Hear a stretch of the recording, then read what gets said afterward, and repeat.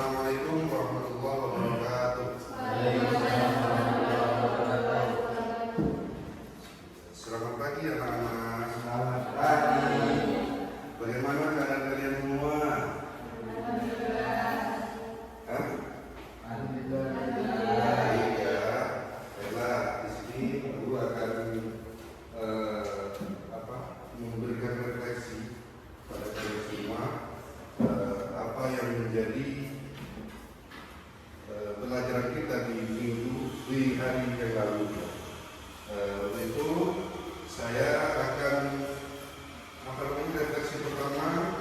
Saya akan minta kepada Ananda Amel untuk memberikan refleksi apa yang menjadi pelajaran kita di pertemuan yang lalu. Monggo.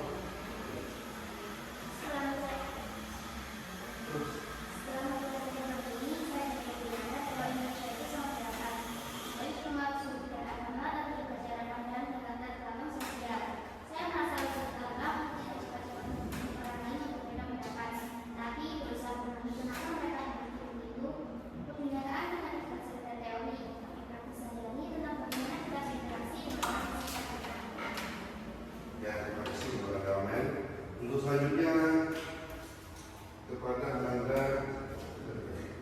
Nanda, ya. Ayo, bagaimana refleksi Nanda tentang pelajaran kita di minggu yang baru? Awalnya saya kira mengelola kebinekaan itu susah, ribet, dan hanya tugas pemerintah.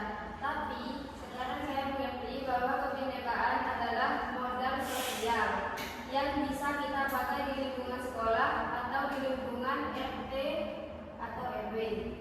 Misalnya, di kelompok belajar, kalau kita bisa memanfaatkan perbedaan ide dari tiap anggota, hasilnya pasti lebih kaya dan bagus. Jadi, kuncinya bukan menghilangkan perbedaan, tapi menggunakannya untuk mencapai tujuan bersama. Terima kasih kepada Nanda. Untuk selanjutnya Ananda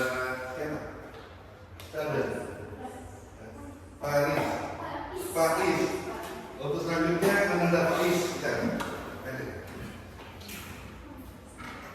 Materi ini membuka mata saya tentang bahaya perpecahan.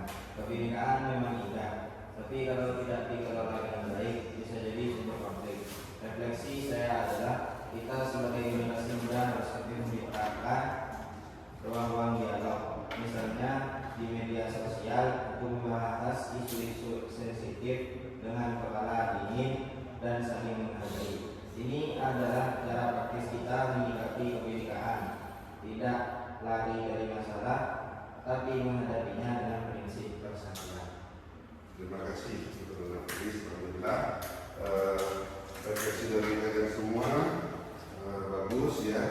Kesimpulannya dari saya bahwasannya mengelola kebinekaan sebagai modal sosial pembangunan nasional ini bukan hanya transfer pengetahuan tentang konsep Bhinneka Tunggal Ika, melainkan upaya menanamkan kesadaran kritis pada peserta didik. Tujuan saya adalah agar siswa tidak hanya tahu Indonesia itu beragam, tapi juga mampu mentransformasi keragaman tersebut menjadi energi positif. Sebuah modal yang mendorong kemajuan. Tantangan adalah menggeser paradigma dari toleransi pasif, sekadar membiarkan, menjadi partisipasi aktif atau mengelola dan memanfaatkan perbedaan. Keberhasilan program ini terlihat saat panjenengan semua bisa mampu memberikan refleksi kepada guru. Terima kasih atas refleksinya. Jadi kesimpulannya kita akan di minggu depan akan meneruskan di bab selanjutnya mengenai keberagaman Bhinneka Tunggal Ika, yang insya Allah di bab selanjutnya yaitu perwujudan gotong royong dalam ekonomi Pancasila. Seperti itu. Jadi anak-anak sekalian, mohon dicermati dengan baik pelajaran Pak Guru lagi ya. Bagaimana panjenengan semua menanamkan Bhinneka Tunggal Ika ini bukan hanya di pelajaran kita, tapi bisa menerapkan di ketika sampai semua nanti berada di rumah, lebih-lebih ketika kalian nanti berada atau bergaul di masyarakat.